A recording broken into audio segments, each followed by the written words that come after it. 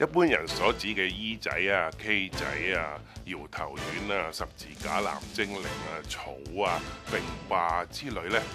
都係一般青少年呢常濫用嘅精神活性物品嚟嘅。呢啲物品呢，就其實呢，就對我哋個腦呢就有好大嘅傷害嘅喎。佢因為影響個腦嘅細胞啦，咁啊造成好多精神病理現象㗎。而呢啲現象呢，就包括就係幻覺啦、被迫害妄想啦、精神錯亂啦、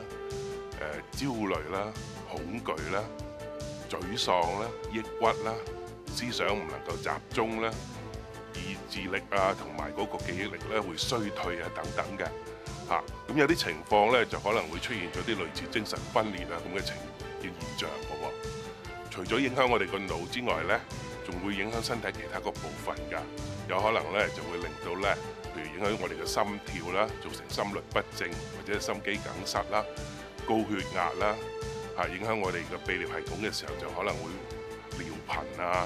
甚至就係冇辦法咧個膀胱冇辦法咧儲起啲尿啊咁樣嘅情況嘅喎。再嚴重啲嘅話咧，就有可能咧就導致咧死亡嘅。再加上咧呢啲物品其實咧一路都冇人監管佢有啲咩內容喺裏邊嘅喎。咁所以你買翻嚟食，你以為佢可以俾到快樂你或者興奮你，咁事實上咧你可能食咗一隻垃圾落肚嘅，咁變咗自己忽然間俾人呃咗，仲做咗一個比較愚蠢嘅消費者咧，真係好值得嘅喎。